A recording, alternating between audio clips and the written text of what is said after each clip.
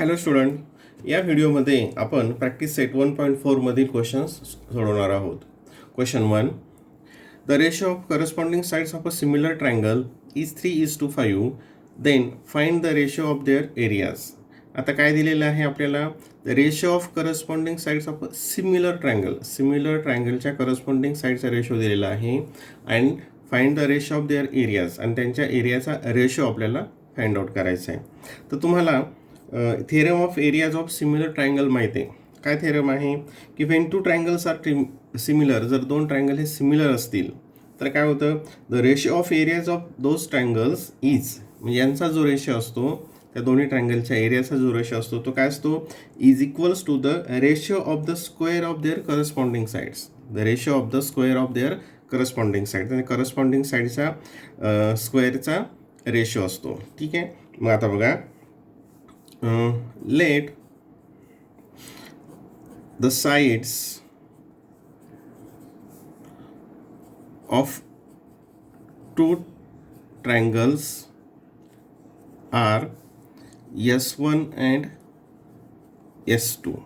S1 and S2.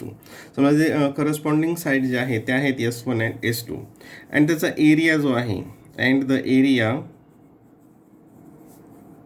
Of two triangles are A1 and A2, आणि त्यांचा area काय आहे? A1 and A2 आहे. मग आता S1 and S2 रेशो काय दिला आहे? S1 is to S2 equals to 3:5. 3:5 म्हणजेच काय? S1 अपॉन S2, यालाच आपण कसं लिहू शकतो? S1 upon S2 equals to 3:5 equals to 3:5. ठीक आहे. आता रेशो ऑफ देअर एरियाज काय येईल? म्हणजे दोन्ही ट्रायंगल हे काय आहेत? सिमिलर आहेत. Two triangles are similar. Therefore, ratio of these two areas equals to A1 upon A2 equals to S1 square upon S2 square. S1 square upon S2 square. कशावरून? theorem of areas of similar triangles. Theorem of areas of similar triangles. Therefore, their values ठेवूयात.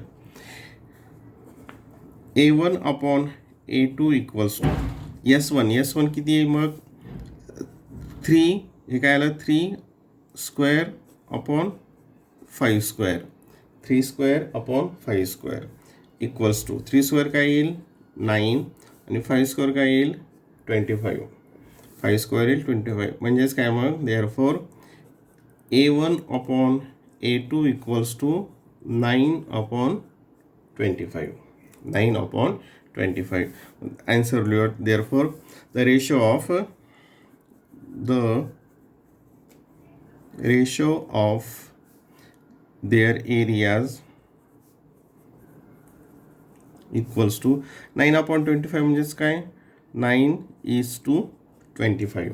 9:25. ठीक आहे. Question number 2. If triangle ABC similar PQR, ABC आणि PQR हे similar आहेत. AB is to PQ equals to 2:3. then fill in the blanks. आता ABC आणि हा PQR similar आहेत. आता AB म्हणजे ही साईड आणि त्याची करस्पॉन्डिंग साईड कोणती आहे? ती PQ. AB अँड PQ यांचा रेशो किती आहे? 2:3. then fill in the blanks. आता बघा, ratio of the areas of this two triangles equals to square of the sides, square of the corresponding side, त्यांच्या corresponding ज्या साइड्स आहेत त्यांचा square of their corresponding side. मग आता इथं काय येईल? AB स्क्वेअर अपॉन, इथं काय येईल आता मग? ABची करस्पॉन्डिंग कोणती? ती PQ. इथं काय येईल मग? PQ square. AB square. आता AB इज टू PQ किती आहे? 2:3. म्हणजेच काय येईल मग? AB अपॉन PQ म्हणजेच काय? 2/3. 2/3. मग 2 स्क्वेअर अँड 3 स्क्वेअर. 2चा स्क्वेअर काय आहे 4 आणि 3चा स्क्वेअर काय आहे 9. 2 स्क्वेअर 4 अँड 3चा स्क्वेअर काय येतो 9. क्वेश्चन नंबर 3 बघा. If triangle ABC similar triangle PQR, area of triangle ABC equals to 80, area of triangle PQR equals to 125, then fill in the blanks. आता याच्यावरून रिकाम्या जागा बघा. Ratio of the area of triangle ABC and triangle कोणता येईल इथं मग PQR equals to 80/125. 80/125 हा त्याचा रेशो आला. पण आता आपल्याला काय काढायचं असतं इथं मी खाली सोडवतो बघा. इथे area of triangle ABC upon area of triangle PQR equals to, आता यातली कोणतीही एक करस्पॉन्डिंग साईड घेऊयात. Suppose AB square upon PQ square, AB square upon PQ square. म्हणजेच काय आता या ठिकाणी therefore AB square upon PQ square equals to 80/125. 80/125. आता taking the square root of both side, दोन्ही साईडचे स्क्वेअर रूट काढले. आता याचं स्क्वेअर रूट काढता येतो का आपल्याला नाही. मग आपण काय करायचं याचा लोएस्ट फॉर्म करूयात. याचा लोएस्ट फॉर्म करत असताना हे 5ने डिव्हिजिबल, याला 5ने डिवाइड केलं तर काय येतं 25 आणि तो परफेक्ट स्क्वेअर आहे. मग इथं पण आपण 5ने डिवाइड करूयात. याला 5ने डिवाइड केलं तर हे किती येईल मग इथं 16 आणि हे 5ने डिवाइड केलं तर काय येईल 25. आता इथे taking the square root of both side, याचं स्क्वेअर रूट काढलं तर काय येईल AB/PQ इक्वल्स टू, आणि याचा स्क्वेअर रूट काढला तर काय येईल 16चा स्क्वेअर रूट काय येतो 4 आणि 25चा स्क्वेअर रूट काय येतो 5. 4 and 5 म्हणजे आपण एक करस्पॉन्डिंग साईड घेतली होती AB/PQ, तीच इथं विचारलेली आहे. ती किती येतं मग 4/5. 4/5 काय व्हॅल्यू येईल ती 4/5. Question number 4. Triangle LMN similar triangle PQR. आता 9 into area of triangle PQR equals to 16 into area of triangle LMN. If QR equals to 20, then find MN. आता हे दोन्ही ट्रायंगल काय आहेत सिमिलर आहेत. म्हणजे कोणतं 4th one triangle LMN similar triangle PQR हे काय आहेत सिमिलर आहेत. आणि काय दिलेलं आहे बघा इथे 9 into A area of triangle PQR equals to 16 into area of triangle LMN. आता बघा इथे हे एरिया ऑफ ट्रायंगल LMN या साईडला घेऊयात.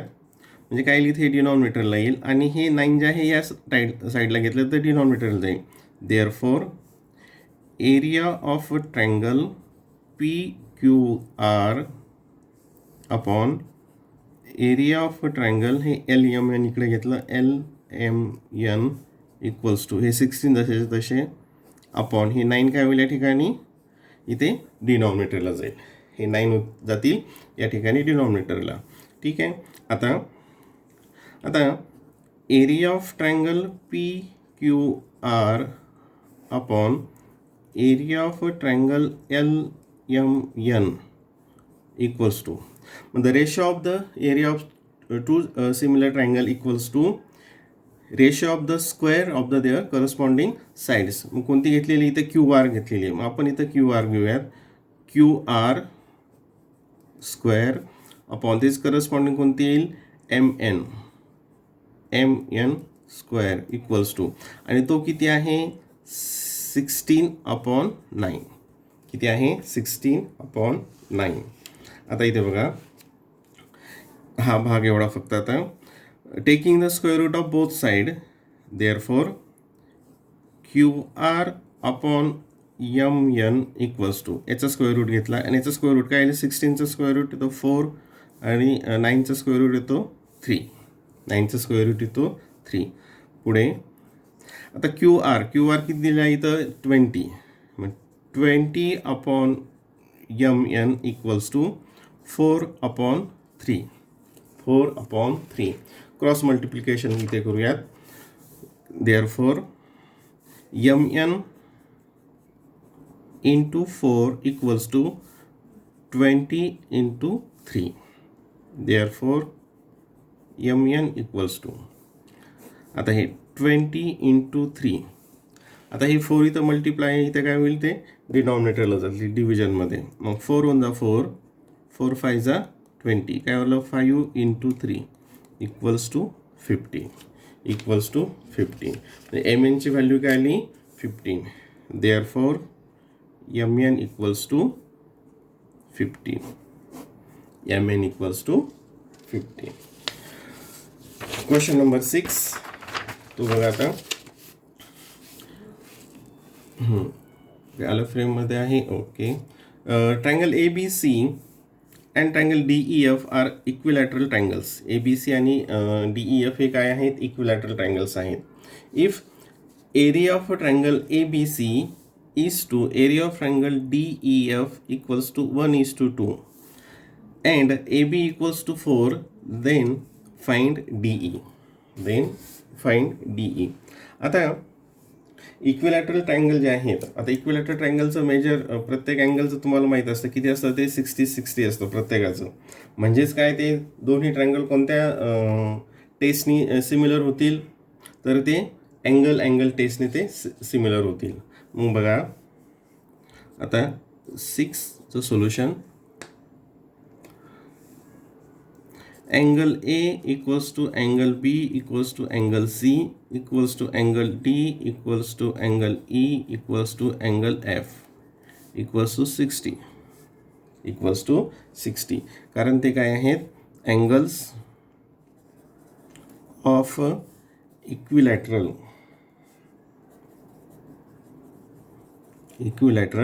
Triangle. Angle of equilateral triangles प्रत्येकाचं मेजरमेंट किती असतं, 60 डिग्री असतं.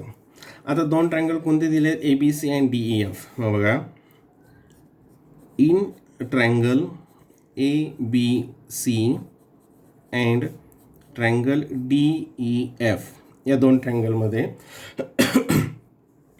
कोणते आपण A, B आणि D आणि E घेऊयात. Angle A equals to angle D, angle B equals to angle E किंवा कॉन्ग्रंट. हे congruent angle A congruent angle, त्याचं करस्पॉन्डिंग D आणि Bचं करस्पॉन्डिंग 1-to-1 करस्पॉन्डन्स असतं याच्यामध्ये, तर तो आहे E. कारण त्यांचं मेजर काय आहे इथं, इच मेजर्स 60 डिग्री. ठीक आहे, each measures 60 degree. Therefore triangle ABC similar triangle DEF by angle test of similarity. angle test of similarity. आता हे दोन अँगल सिमिलर झाले, मग by the theorem of areas of similar triangles, the theorem of areas of similar triangle. काय theorem आहे, the ratio of the similar areas of these two triangles is equals to the square of their corresponding side. Therefore मी ते काय येईल, area of triangle ABC upon area of triangle DEF equals to. आता याच्या sides आपल्याला AB दिलेली आणि DE दिलेली आहे. आपण AB आणि DE घेऊयात. काय येईल मग, AB स्क्वेअर आणि upon DE square, AB square and DE square. पण आता याचा रेशो किती दिलेला आहे इथं एक्झाम्पलमध्ये 1:2. याचा रेशो किती आहे 1:2. बघा आता 1:2, बट हे गिवन आहे, but area of triangle ABC is to area of triangle DEF, sorry हां ओके हां दिसते, area of triangle ABC is to area of triangle DEF equals to 1:2. 1:2. मग आता या ठिकाणी काय येईल, याच्यासाठी इथं लिहूयात आपण 1:2 इक्वल्स टू, आणि AB किती दिलेला आहे 4. काय येईल मग या ठिकाणी 4 स्क्वेअर, AB स्क्वेअर म्हणजे काय 4 square upon DE square, upon DE square. पुढे इथे cross multiplication 1 into DE square म्हणजे DE स्क्वेअर इक्वल्स टू 2 किंवा 4 square into 2, 4 square into 2, taking the square root of both side. DE equals to, आता 4 स्क्वेअरचं square route काय येतं 4, आणि 2चं square route काढता येते का नाही, मग ते काय येईल स्क्वेअर रूट 2, काय येतं स्क्वेअर रूट 2. देअरफोर, आणि काय विचारलेलं आपल्याला DE, therefore DE equals to 4√2. DE equals to 4√2. Question number 7. आता हा क्वेश्चन नंबर 7 बघा, याच्यामध्ये इथंच फिल इन द ब्लँक्स आहेत. इन फिगर 1.66 या फिगरमध्ये सेगमेंट PQ, आता बघा हा segment PQ parallel segment DE, हा DEला पॅरलल आहे. आता जेव्हा दोन सेगमेंट हे पॅरलल दिलेले आहेत आणि त्याचे ट्रान्सव्हर्सल होते, म्हणजे तुम्हाला तिथं कोणते तरी करस्पॉन्डिंग अँगल, अल्टरनेट अँगल याचा इथं यूज करावं लागेल, हे लगेच तुमचं लक्षात आलं पाहिजे.